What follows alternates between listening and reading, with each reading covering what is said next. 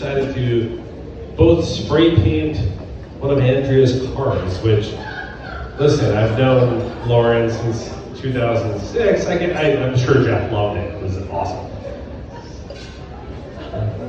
And this next speaker, above all, has some legendary hair. And he knows it. He spends more time in front of the mirror than Snow White's stepmother. His hair is so good, he can touch MC Hammer. His hair is so good, he can get Chick-fil-A on Sunday. He was the inspiration for Vinny Chase's hair on Entourage. And sadly, he was also the inspiration for Johnny Drama's personality. It's amazing that everybody refers to our next speaker as handsome. Handsome. As he's here alone. But listen, if a threesome involves 3 people, and a twosome involves 2 people, I guess we can all understand why everybody calls him handsome. Think about it. Don't let his inability to lock down a significant other fool you. We are all in for a real treat. Ladies and gentlemen, Blake Toby.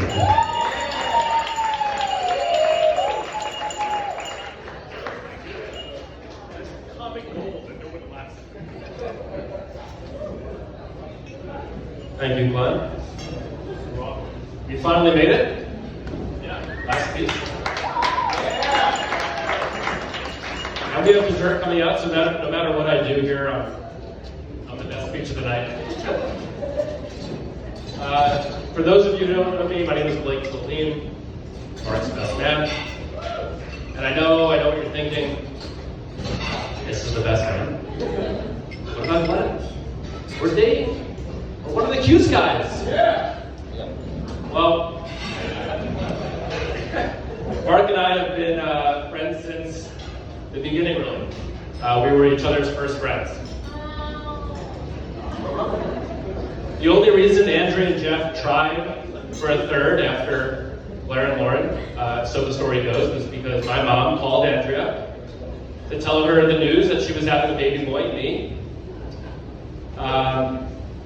Then she woke up Jeff, and they got to work.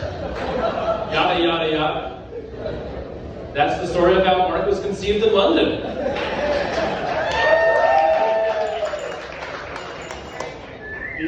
These rehearsal dinner speeches always turn into a roast of the bride and groom, but I felt as the best man I had to take the high road and be a bit more heartfelt with my words.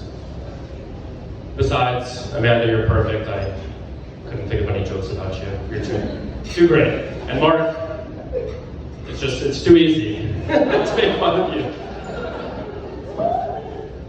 Okay, maybe one story. One story.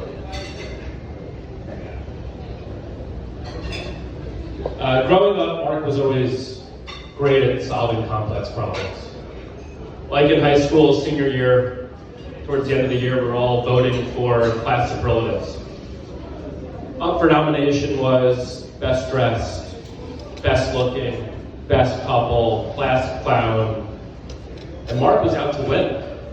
But he didn't know what he was gonna win, so he did what any good aspiring lawyer would do.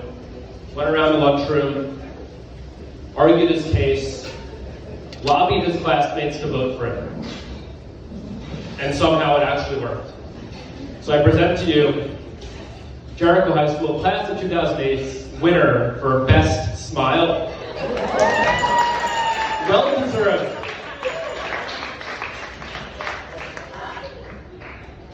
A couple people were asking for a recount of the vote, but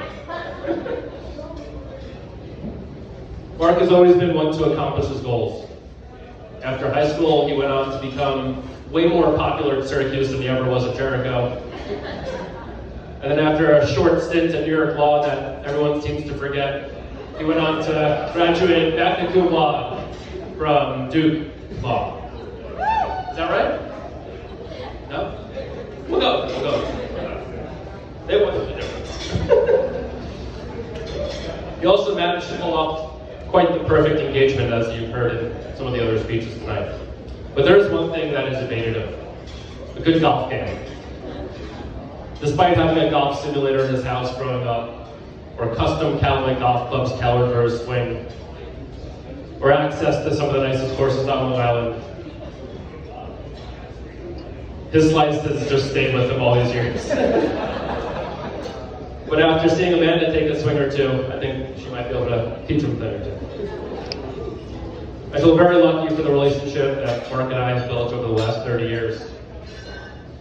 I've always thought of him as one of the most generous, loyal, and honest people I know. And then I met Amanda. And it seems I spoke too soon, because he has certainly met his match.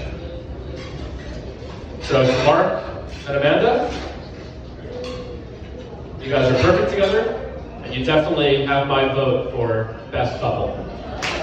Good time.